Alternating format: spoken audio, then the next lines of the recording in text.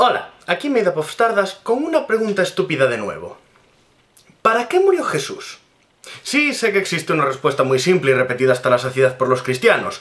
Jesús murió por nuestros pecados. Sin embargo, me gustaría analizar este asunto para ver si realmente es tan buena razón como parecen pensar. Bien, en primer lugar, me gustaría explicar una de las, llamémosle, normas por las que se debe regir una historia. Como todos sabemos, para que un relato resulte veraz, por muy fantástico que pueda parecer a priori, debe ser coherente. Una historia veraz es aquella que podría ser real. Si alguien te habla de las mareas cambiantes sin que hayas visto el mar, podrías dudar de que las masas de agua se muevan de ese modo, pero esa afirmación no incurre en ninguna imposibilidad lógica. Cuando vemos la actuación que puede tener la gravedad lunar sobre el líquido, comprobamos que la historia, además de veraz, también es cierta. Por otra parte, si alguien te cuenta que el Sol se aleja de la Tierra y que por eso cada vez hay más calor y luz, la historia ya no precisa mucha investigación porque no es veraz. No es posible que sea verdad, porque si el Sol es la fuente de luz y calor, y cuanto más lejos está la fuente, menos calor y luz llegan, en caso de que el Sol se aleje, no pueden aumentar las temperaturas y luminosidad. O como mínimo no es esta la causa. ¿Y por qué os suelto este rollo? Porque la historia del pecado y Jesús ya desde el principio no necesita ser investigada, dado que incurre en una imposibilidad lógica y por tanto no puede ser cierta. Bien, pensemos en la historia de Jesús como lo que es, una historia, para ver si al margen de haber ocurrido o no, el relato es veraz. Dios es omnipotente, es decir, puede hacerlo todo, ubicuo, que está en todas partes, y omnisciente, que lo sabe todo. Este personaje es quien crea todas las leyes, las del universo, que son absolutas, y las de conducta, que pueden romperse, pero conllevan un castigo en caso de ser desobedecidas. No olvidemos que Dios lo sabe todo y, por tanto, tiene un conocimiento exacto desde el principio de cómo van a afectar todas esas leyes a la especie humana y de que ésta las va a desobedecer. Tenemos, pues, a un Dios que deja las galletas al alcance de un niño, le dice que no las coma y se va a otra habitación dejando allí al pequeño solo durante horas. Y cuando vuelve y ve que se las ha comido, cosa que sabía que haría, lo lleva a la bañera y lo ahoga. ¿De quién es realmente la culpa? Si él no hubiese dejado allí las galletas, ni hubiese llevado al niño a la cocina o lo hubiese dejado frente a ella sin supervisión, el crío jamás se las hubiese comido. Pero es más, aunque la culpa recayera sobre el niño, el castigo seguiría siendo desproporcionado. La historia del pecado original es lo mismo. Dejas a los recién nacidos, carentes de cualquier noción del bien y el mal, no lo olvidemos, frente a una fruta. Les dices que no la coman y te vas. ¿Qué crees que va a pasar? No, en serio, haced una suposición, así a voz de pronto. ¿Hay alguien que de verdad no sepa lo que ocurre cuando le dices a una mentalidad infantil que no haga algo y la dejas sola? Él es omnisciente, debería saber lo que hasta yo sé. Cuando vuelve y ve que se la han comido, los echa del jardín, pero la culpa no era suya, era del propio Dios, porque él no tenía ninguna necesidad de crear dicho árbol. Si Dios es omnipotente, no puede haber nada que lo obligase a poner el árbol del conocimiento allí, y si es omnisciente, tenía que saber lo que ocurriría al colocarlo en tal lugar. ¿Cuál es su excusa? ¿El libre albedrío? Vale, la comieron porque quisieron, pero si el árbol innecesario del que sabía que comerían no estuviese allí, no habrían comido de él. ¿Y por qué el castigo? ¿Porque les haría daño comerla? Un castigo sirve para que no se repita la mala acción y eso ya no podía repetirse, pero dejando a un lado esa obviedad, si dejas lejía al alcance de un niño y se la bebe, ¿de quién es la culpa? Y no olvidemos que lo único que causaba comer esa fruta era tener conocimiento sobre el bien y el mal. ¡Oh no! ¡Es horrible!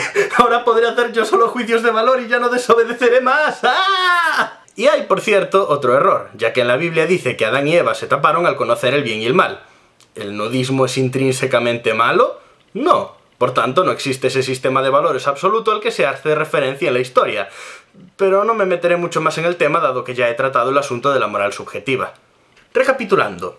Dios crea unas circunstancias que sabe con certeza que llevarán al hombre, a quien también él ha creado sabiendo cómo se comportaría, debido al modo en que lo creaba, a comer una fruta que él dice no querer que coma. Y cuando se la come, cosa que desde el principio supo que haría y que ocurrió solo porque lo planificó todo de tal modo que fuese a suceder, lo castiga. Es como crear un robot diseñado para tirar cosas, dejar un jarrón valioso delante de él y luego destruirlo porque lo rompió. Pero en fin, más adelante, luego de unos cuantos milenios de endogamia, toda la especie se vuelve malvada. así, de pronto. Y Dios mata a cada uno de ellos, menos al único bueno y su familia. Lo cual hace que me pregunte si toda su familia era buena, incluidas las esposas de los hijos de Noé, o los indultaron para que éste tuviese a alguien con quien copular. Ya demostré en mi vídeo ¿Ocurrió el diluvio universal? Wow, sí que hago referencias a ese vídeo. Que tal acontecimiento no ocurrió ni podría haber sucedido, por lo que al menos esta parte de la historia ya está desmentida. Aunque la menciono a colación de que eso de ahogar a los malvados, Dios lo hizo para acabar con el mal. Si un ser omnipotente quiere algo, esto se cumple, y si es omnisciente, siempre encontrará un modo de que, con los recursos que tiene disponibles, en este caso ilimitados, todo ocurra como él lo desea.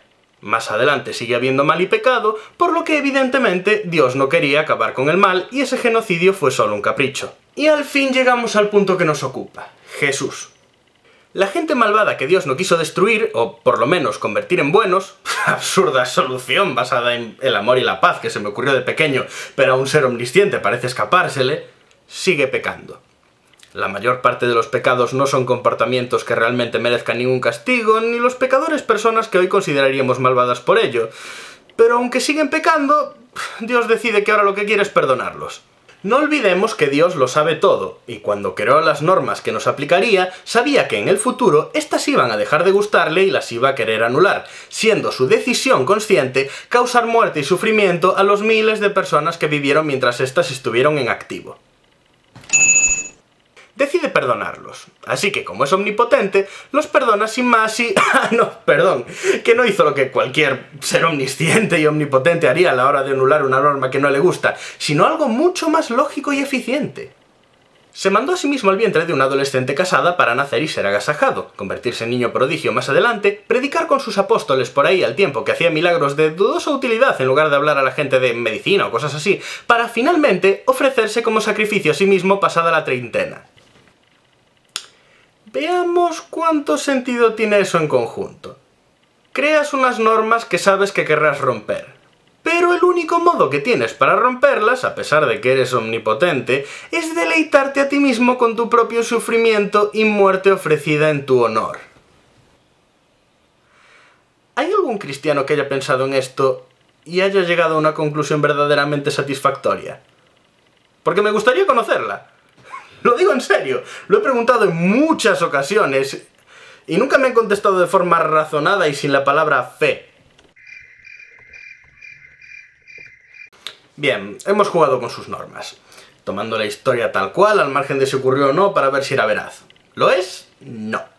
Tiene flagrantes errores lógicos, casi siempre relacionados con las características del personaje de Dios en relación a su actuación, pero por el bien del argumento, finjamos que la historia tenía veracidad y que hay que investigarla para ver si era verdad o mentira.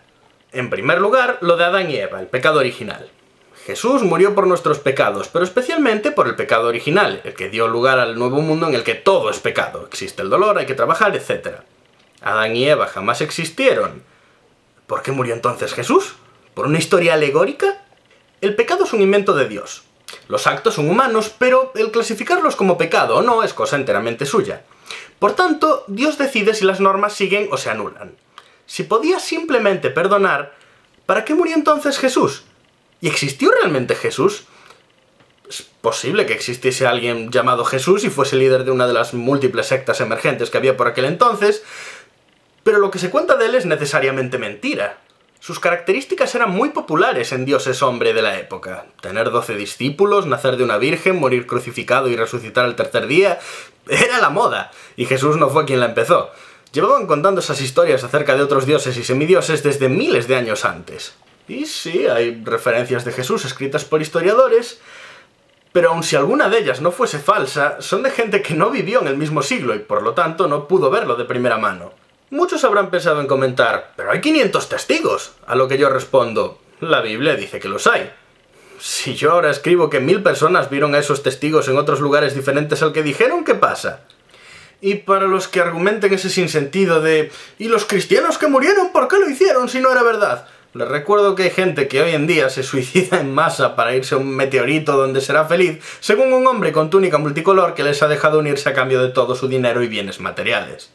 Si en un mundo con tanto conocimiento como el de hoy la gente muere por creencias que sabemos inmediatamente que son mentira, ¿qué no harían en una época en que el misticismo era la respuesta hasta del origen de la lluvia? Yo No considero probable ni que existiese la figura histórica de Jesús, ni mucho menos que ocurriese lo que se cuenta de él, lo cual fue elegido siglos después por votación. Pero estoy divagando. En cierto versículo se dice que ningún hijo llevará consigo el pecado de sus padres. Si eso es verdad, el pecado original, que de todas formas sabemos que no ocurrió, pues no existieron Adán y Eva, no se habría transmitido a los hijos de la pareja, y estos habrían pasado al Edén. Sin pecado original no hay más pecados, si no hay más pecados no hay nada que perdonar, si no hay nada que perdonar, ¿para qué murió entonces Jesús? Así pues, vemos que Dios crea unas normas que le permitirán castigar a una creación hasta el punto de poder justificarse al hacerle daño, y para que encima lo quieran, da una serie de vueltas legales mediante las cuales puede convertir un acto tan ilógico e ineficiente como el sacrificarse en su propio honor para poder cambiar aquello que podría anular con un chasquido de dedos, en un acto de amor.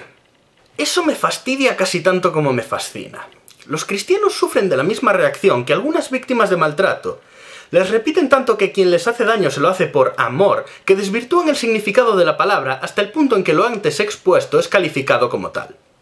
¿Por qué mata a Dios a tantas personas? Por amor. ¿Por qué hay tanta hambre y enfermedad en el mundo? Por amor. Y hay gente que defiende que esto es así y que además es el mejor amor del mundo. Igual que una víctima de maltrato afirma que su maltratador la ama y que todos los ataques que sufre son culpa suya y no de quien los propina. Lo cual también se asemeja a los cristianos culpándose tanto a sí mismos por cometer pecados que Dios creó caprichosamente y que podría anular si quisiera, pero que parece disfrutar demasiado castigando como para hacerlo. Sabéis bien que yo no creo en Dios, y en todo momento me he estado refiriendo a él como el personaje de una historia, molestándome en fingir su existencia tan solo por evitarnos los continuos "en caso de existir" y similares. Y con todo lo anterior, ¿qué puedo decir? Es un personaje que desafía toda lógica y por tanto no puede existir. Es un personaje que de existir se me antojaría repugnante por su forma de ser y risible en cuanto a su eficacia. Y lo digo sin intención de ofender ni causar polémica. Simplemente es la única conclusión a la que he conseguido llegar. ¿En serio? ¿O es un individuo despreciable que hace el mal a sabiendas? ¿O el mayor bobo de la historia, si de verdad cree que su modo de actuar es el mejor en el que podría pensar? En conclusión, no existe ninguna razón que justifique, aun tomando la historia como cierta, que debamos gratitud al personaje de Jesús por morir. No murió por nada, dado que él podría haber evitado la razón por qué murió, y el hecho de morir en sí era innecesario, ya que bastaba con perdonar sin sacrificio de sangre. ¿Vosotros qué opináis? He expuesto estas dudas a más de 15 cristianos y jamás he recibido una respuesta más allá de "lo creo por fe", lo cual ni siquiera empieza a ayudar porque no sé qué es lo que cree por fe. ¿Qué ocurrió? ¿Que era la mejor forma de actuar? Ambas cosas requieren de una gran suspensión de la incredulidad. Por eso invito a todo aquel que tenga una buena respuesta a mi pregunta ¿por qué murió Jesús?, a que comente y defienda su posición. En fin, pasadlo bien y recordad, somos polvo de estrellas, demostradlo siendo brillantes.